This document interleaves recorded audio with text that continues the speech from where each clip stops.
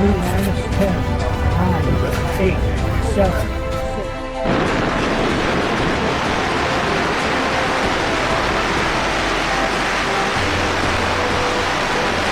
There is one night in the 20th century that every single person who was alive for it remembers exactly where they were, the chair they were sitting in, who was beside them, whether the room was cold or warm, what they had been doing in the hours before. Everything changed. Most of us can barely remember last Tuesday, and yet that one July night more than 50 years ago sits in the memory perfectly still and perfectly clear, as if it happened last week. That should tell you something about what kind of night it actually was.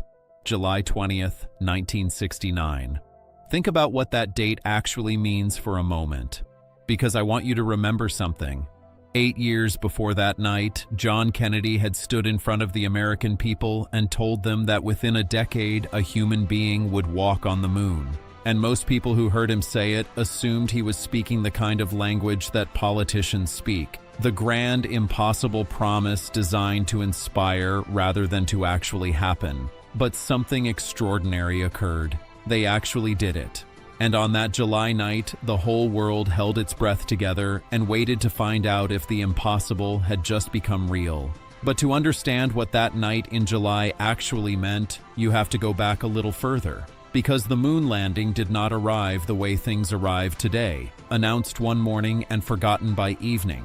It built for nearly a decade. It was in the background of every single year of the 1960s like a drumbeat that kept getting louder, and the people who lived through those years felt that drumbeat in a way that is genuinely difficult to explain to anyone who wasn't there. The space race was not an abstraction. It was personal. When Sputnik beeped its way across the sky in 1957, and Americans looked up and realized the Soviets had beaten them there first, that landed like a physical thing. A jolt, a collective embarrassment, and a collective determination that arrived at the same moment. And from that moment forward, space was not just something scientists thought about. It was something the whole country thought about every single day. Children in the late 1950s and early 1960s grew up with space the way children today grow up with the internet. It was simply the defining fact of the age they lived in. You collected cards with pictures of rockets on them. You watched the Mercury launches on a television they wheeled into your classroom, and the teacher stood at the back with her arms crossed and her eyes wet, and nobody thought that was strange. You drew pictures of astronauts. You argued in the schoolyard about which planet you would visit first. The moon was not a distant, cold rock.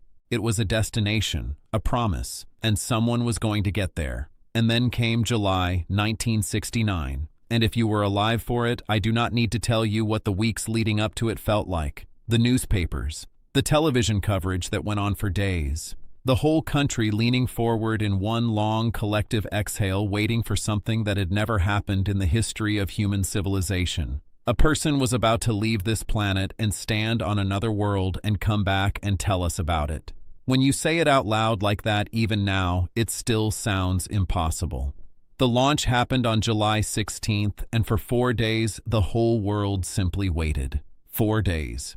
People who lived through it described those 4 days as some of the strangest of their lives. This suspended feeling of knowing that 3 men were somewhere between the Earth and the moon, and that everything either would or would not work, and there was absolutely nothing anyone could do about it except wait and hope and keep the television on. And then, on the evening of July 20th, Neil Armstrong climbed down a ladder and stepped onto the surface of the moon and said 11 words that every single person in your generation can still recite by heart without thinking. And in living rooms and bars and public squares and hospitals and military bases and tiny apartments all over the world, people who had absolutely nothing else in common looked at each other with tears running down their faces and felt, for one extraordinary moment, like one single human family watching the same miracle at the same time. That is not a small thing. In fact, I am not sure anything quite like it has ever happened before or since.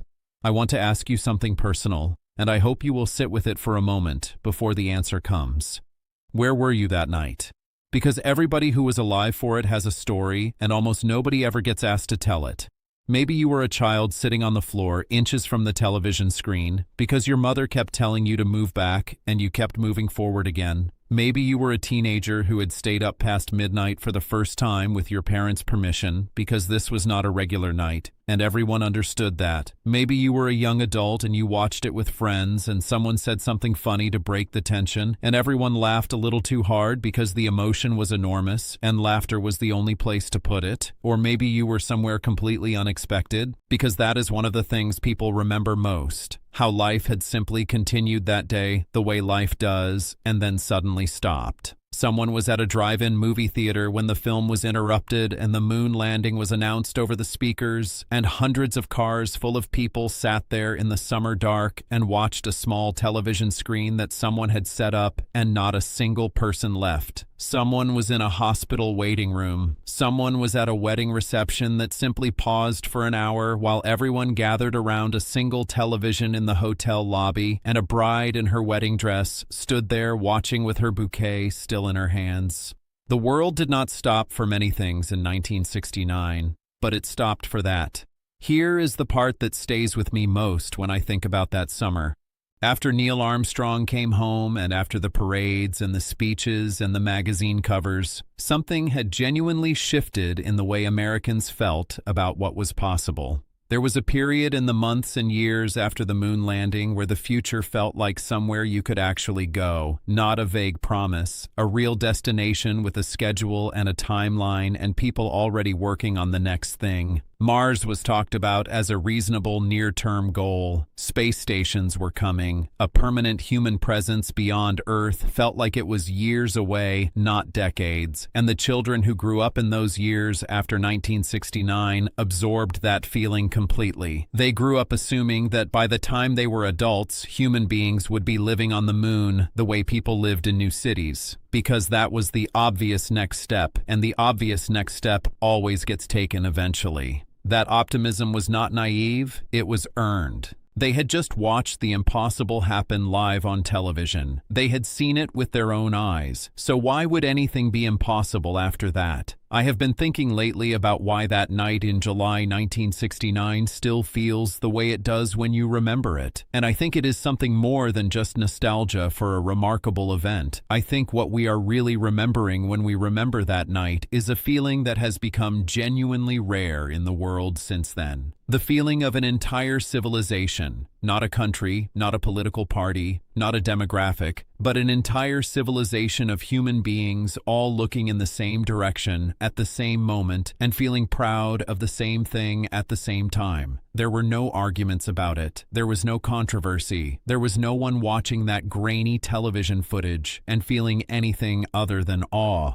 For about 3 hours on the night of July 20th, 1969, the whole complicated, difficult, disagreeing world went quiet and watched something miraculous happen and felt the same feeling together. And that feeling, that specific collective human feeling of shared wonder and shared pride, is something that the world has been struggling to find its way back to ever since. The moon is still there. It hangs over your house every night the same way it hung over that living room where you watched. And sometimes when I see it, I think about those 3 men who went there, and about the millions of people who watched them go, and about what it felt like to live in a world where the impossible happened on a Tuesday evening in July while the popcorn went cold on the coffee table, and nobody noticed because nobody could look away from the screen. We were capable of that once. All of us together, and something in me believes we still are. So I have to ask you, because the people in this community carry these memories better than anyone I know, where were you on July 20th, 1969? Who were you with? What do you remember most about that night? The image on the screen, or the faces of the people watching it with you? Leave it in the comments below. Take your time.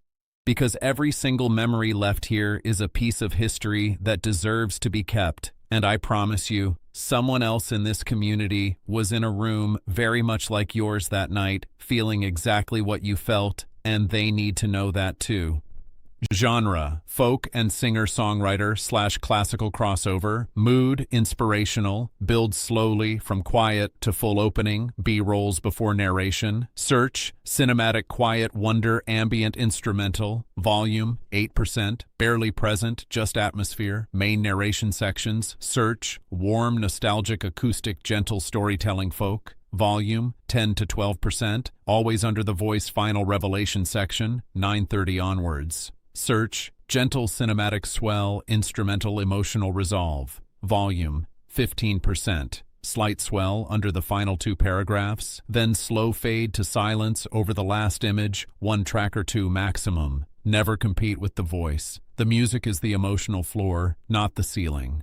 Total B-roll images, 10, 4 in first 1.5 minutes, 6 across the rest. Avatar, gender, female, older woman, late 60s to early 70s, voice, 11 labs, speed, 0.80, stability 0.85, similarity 0.90, style exaggeration 0.70, estimated runtime, 10 to 12 minutes, thumbnail image, family silhouettes around glowing TV, darkroom thumbnail, text, "Where were you?" /July 20th, 1969. Comment, hook, "Where were you? Who were you with? What do you remember most? The screen or the faces?" Dopamine ladder map, -00 to 008. Stimulation, B-roll 01 pure visual hook before voice, -008 to 130. Captivation, curiosity loop opens. Why did the world stop?